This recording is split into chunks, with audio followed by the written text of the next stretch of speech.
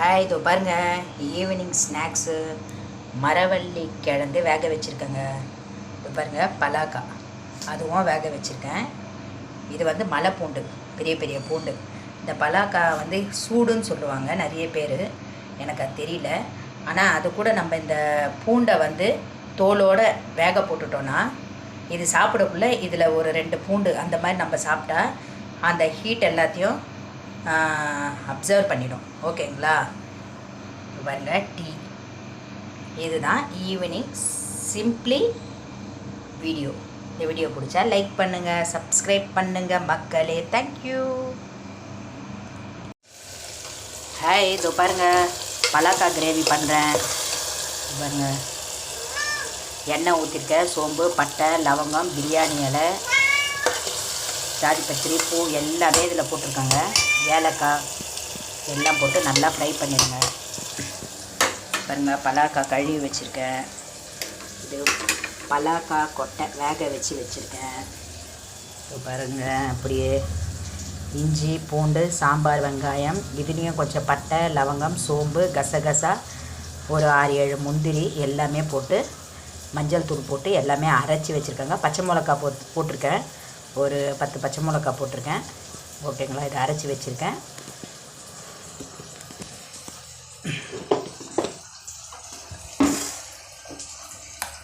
இஞ்சி பூண்டு பேஸ்ட் எடுத்து போட்டுடலாம்.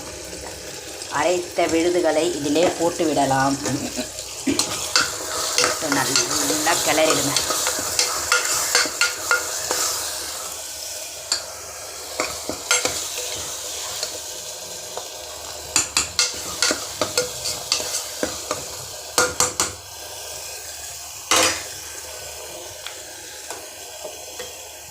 ஸ்மெல்லு வரக்கூடாதுங்க, பச்சை ஸ்மெல்லு வரக்கூடாது. பாருங்க, தனி மிளகாத்தூள் போட்டாச்சு.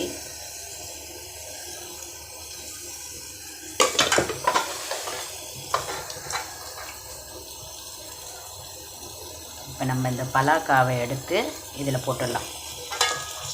ஏன்னா இது கொஞ்சம் நல்லா வேகணும். ஒரு 3 விசில் வரணுங்க. இது வந்து மட்டன் மாதிரி, சிக்கன் சீக்கிரம் வெந்துடும். இது வந்து கொஞ்சம் லேட் ஆகும் வேகிறதுக்கு.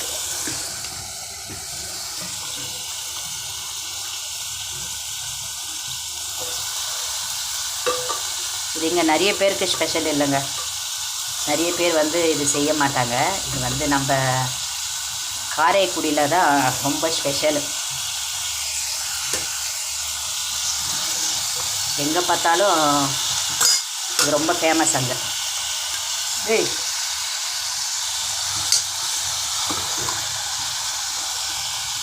இது நம்ம மட்டன் செய்கிற மாதிரி சேம் அதே மெத்தடு தான்.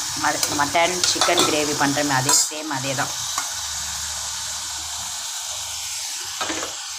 நெக்ஸ்ட் இந்த பலாக்காவை போட்டுடலாம்.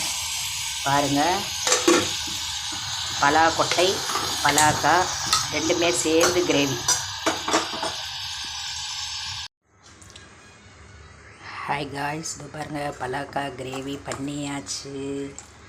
எப்படி இருக்குது பாருங்கள், மட்டன் கிரேவி மாதிரி நல்லா காரமாக ஸ்பைஸியாக வச்சுருக்காங்க. முந்திரி எல்லாம் அரைச்சி இது பாருங்கள், கொத்தமல்லி இதழ்களை எல்லாம் போட்டு வச்சாச்சு. இது பாருங்கள், சப்பாத்தி.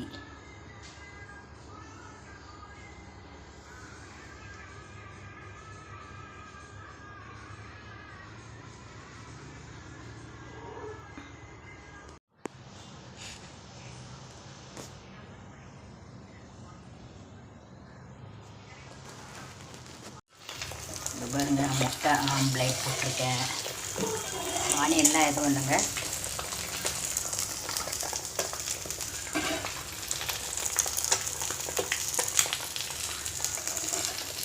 நாளைக்கு சிவராத்திரிங்கிறதுனால இப்பயே முட்டையை போட்டு கொடுன்னுட்டாங்க. அதனால் 2 முட்டையாக போட்டு நம்ம கொடுத்துருவோம். ஓகேவா?